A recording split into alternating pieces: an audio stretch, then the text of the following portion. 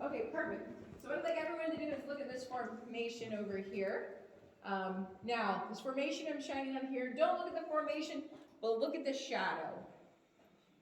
So a papoose is a device used to carry a young child on a woman's back, typically. And when you look at the shadow of this formation, it kind of looks like a woman who is carrying a child on her back. If you don't see it, don't worry, everyone's imagination is different. But that's how this room gets its name, the papoose room. Now there are some other notable formations in this room.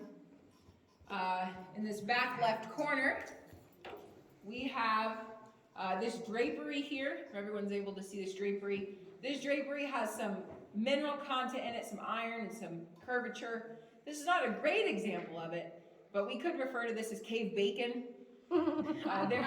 There are some caves that have beautiful cave bacon that you could not mistake for anything else, but here's an example. And then we have this column that stretches from the ceiling to the floor, known as the witch's broom. Perfect. Well, I'm going to sneak up to the very front.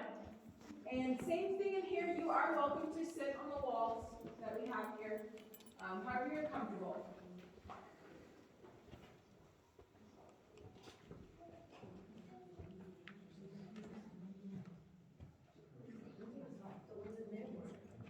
All right.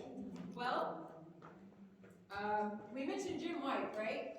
And how Jim White first made his way into the cave in 1898 at the age of 16. Well, after Jim made his way into the cave, he kept to himself for a couple days, and then he decided to tell the other cowboys. He wanted them to come back and see the cave with him, and they weren't really having it. He did finally convince one other person to come into the cave with him. It was someone even younger than himself. But this did begin, it was the beginning for Jim of making his way into the cave. He pretty much spent the rest of his life here. Well, throughout the early 1900s, guano mining had started here, and he was actually working as a foreman for the guano mining. But he was telling everyone about this place. He wanted them to come see it. He wanted to take people in it. And a lot of people didn't really believe him about what he had found. People came in and did the guano mining, and he did start to get some people to come in and see it. But to really get people to want to come here and visit it beyond work, he was struggling to get people to come. He got a little, but no one ever really believed the grandeur of this place when you would get described to them. And to be fair, if you've never seen anything like this, it would be hard to believe it exists. So for many years, even while working in the guano mining, he was telling people about this place, advocating for it, wanting people to come and see it. And he never really got it the recognition it deserved until he met a man named Ray V. Davis. So Ray, in 1915, made his way to Carlsbad.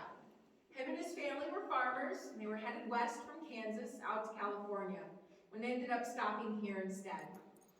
Now, although Ray was a farmer, he had a passion for photography after he bought his first $2 box camera. Well, some time goes by, Ray gets pretty good at photography, and he actually opens up his own photo gallery in town. Now, at this point in time, he's not using his $2 box camera. He's using an 8x10 camera that weighs about 16 pounds.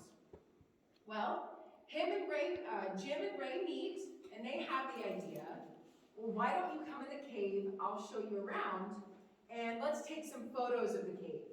Maybe this will help more people want to come see it. It's a pretty good idea. Now, how many of you have taken more than 10 photos today? Right?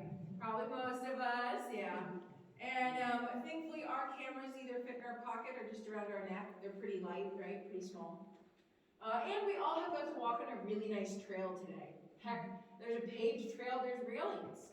Well, when Ray first made his way into the cave, he came in with his 16-pound camera, his handmade wooden tripod that weighed about 45 pounds, what he needed for photography, for flash, and he had